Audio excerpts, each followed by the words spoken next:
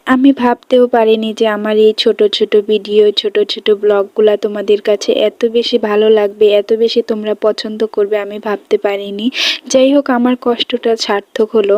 আমি যখনই ভিডিও ছাড়ি তখন ছাড়ার সঙ্গে সঙ্গে অনেক ভিউজ হয়ে যায়, তখন দেখে ভালো লাগে। যে কষ্টটা হয় ভিডিও করতে সেটা তখন ভুলে যাই। তাই আমি চেষ্টা করি প্রতিদিন তোমাদের মাঝে নতুন কিছু ব্লগ আনার জন্য, ভিডিও আনার জন্য, রান্নার ভিডিও যে কোনো হোক কিছু একটা আনার জন্য আমি চেষ্টা করি। আজকে আমি রান্না করব, দেখো, আলু করলা ভাজি আর ছোট মাছ। তোমরা কে কে আলু করলা ভাজি খেতে পছন্দ করো একটু কমেন্ট করে জানাবে। শীতকালে কিন্তু এই খাবারটা খুবই ভালো লাগে। আর আমি পাশাপাশি রান্না করব আজকে ছোট মাছ। গরম গরম ভাতের সঙ্গে মুচমুচে আলু আর করলা ভাজি খেতে কিন্তু ভালোই লাগে। আর এদিকে আমি ছোট মাছটা মাখিয়ে নেব, পেঁয়াজ মরিচ মশলা দিয়ে ভালোভাবে মাখিয়ে নেব।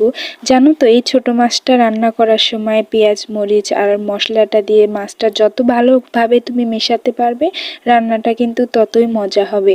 আর আমাদের এখানে এভাবেই রান্না করে। আমি জানি না তোমাদের অঞ্চলে কোন জায়গায় কেমন করে রান্না করে, সেটা আমি জানি না, কিন্তু আমাদের এখানে এভাবেই মাখিয়ে রান্না করা হয়। আর তোমাদের কোনখানে কোনভাবে রান্না করা হয় যদি আমাকে কমেন্ট করে জানাও, তাহলে আমি খুশি হব। আর জানো তো, তোমরা যখন সুন্দর সুন্দর কমেন্ট করো আমার খুবই ভালো লাগে। আমি চেষ্টা করি সবগুলো কমেন্টে সুন্দরভাবে রিপ্লাই দেওয়ার জন্য। আর দেখো, এদিকে আমি কিন্তু মশলা দিয়ে মাছটা খুব ভালোভাবে মাখিয়ে নিয়েছি। আর এই মাখানো হলে এত সুন্দরভাবে মাখাতে হবে যেহেতু কষানোর আর কোনো প্রয়োজন হয় না। আর লাস্টে ধনে পাতা দিলে তো তরকারিটা আরও বেশি মজা হয়।